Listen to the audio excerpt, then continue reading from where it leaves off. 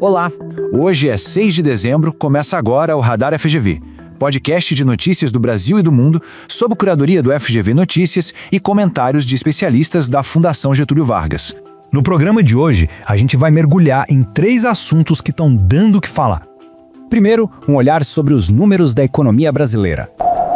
Depois, vamos ver os resultados de uma pesquisa muito interessante sobre mobilidade social. E para fechar, um alerta importante sobre os riscos da pirataria digital. Podcast Radar FGV. Começando então pela economia. O cenário atual mostra uma desaceleração, o que já era esperado por muitos. Mas quando a gente olha os dados mais de perto, aparecem uns contrastes bem interessantes. Bom, o dado principal que confirma essa freada veio do terceiro trimestre. O crescimento da economia foi de apenas 0,1%, praticamente uma estagnação, né? Isso é um reflexo direto da política de juros altos que o país adotou para segurar a inflação. Só que aí vem a grande surpresa. Ao mesmo tempo em que a economia como um todo andou de lado, a taxa de desemprego caiu. E não foi pouco não, chegou ao menor nível da série histórica, 5,4%. Ué, como pode uma coisa dessas? Para ajudar a gente a entender esse quebra-cabeça, vamos recorrer à análise dos pesquisadores do FGV e BRE, Samuel Pessoa. É um sinal de desaceleração da economia, ou seja, a política monetária está fazendo o seu serviço, e a gente tem hoje o número que nós temos por ano, antes dessa divulgação era 2, que era exatamente o que eu tinha previsto em dezembro do ano passado, mas houve nessa divulgação uma revisão para melhor do desempenho da economia no primeiro semestre. E isso subiu a economia durante o ano todo, né? Não muda nada no filme ao longo do ano, e principalmente nesse segundo semestre. Mas como houve uma revisão que elevou o valor da economia, da produção, no primeiro semestre, provavelmente o fechamento do ano deve ser 2,2. E Cláudio considera: esse número acaba sendo resultado da redução de todas as áreas.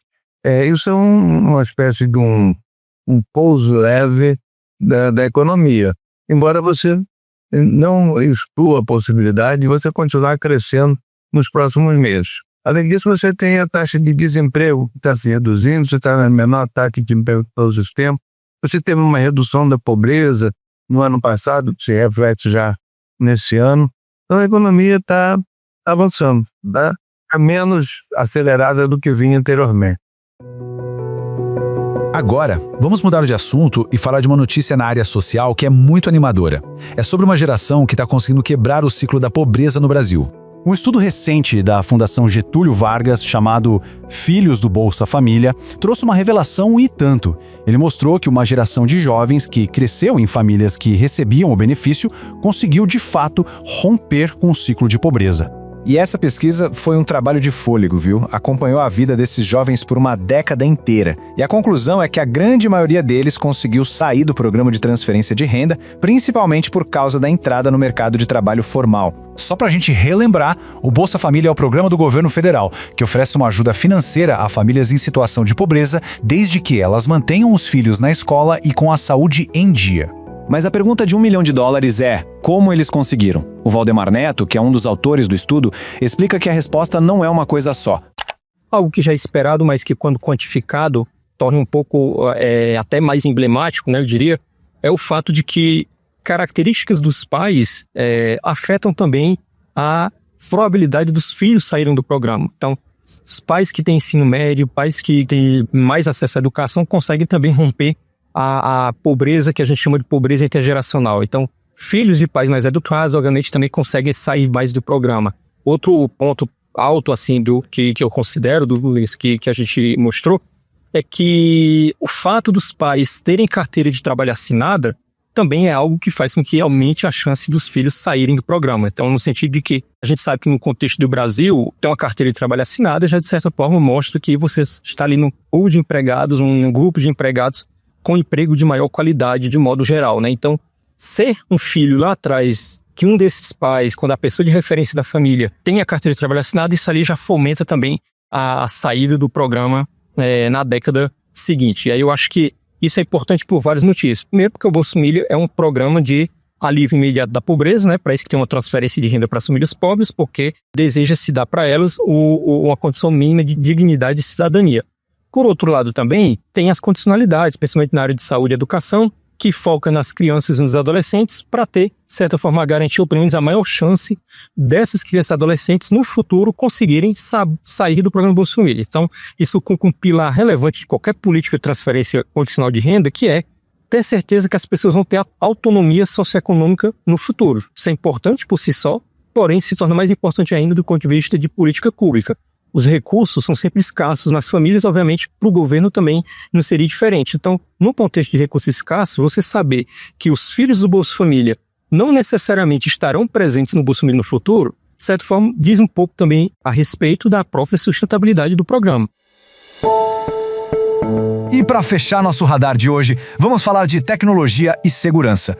É um alerta importante sobre a pirataria de serviços de streaming, um risco que vai muito além de simplesmente violar direitos autorais. A gente viu notícias recentes sobre a Operação 404, que conseguiu tirar do ar mais de 500 sites de aplicativos de streaming pirata. O número já chama a atenção, mas o que realmente acendeu o alerta foi a revelação de quem estava por trás de muitos desses esquemas, facções do crime organizado. Pois é, o grande atrativo desses serviços é o preço baixo, claro, mas o que muita gente não percebe é que o risco que vem junto com essa economia é altíssimo e quase sempre invisível. Quem detalha bem esses perigos é o professor Gustavo Cló, da FGV Direito Rio. Elas violam normas da Anatel, tá? Elas não são certificadas pela Anatel, então elas representam risco para a rede da tua casa. Elas veiculam um conteúdo pirata que representa crime da lei de direito autoral. Elas expõem o consumidor a uma série de riscos, porque elas são um caminho muito possível para o vazamento dos teus dados pessoais. É muito importante a gente esclarecer, é muito perigoso, muito arriscado ligar a rede do Wi-Fi da tua casa uma caixinha dessas. Elas são um lugar, um caminho para que a tua rede pessoal seja invadida. E é por meio da invasão da tua rede pessoal que vão entrar no teu aplicativo de banco, vão olhar o que está na tela do teu celular, que vão efetivamente te causar um golpe e um prejuízo. Esse foi o Radar FGV de hoje. Voltamos semana que vem com mais notícias. E não perca, de segunda a sexta, o Radar Drops na sua plataforma de áudio favorita. Até lá!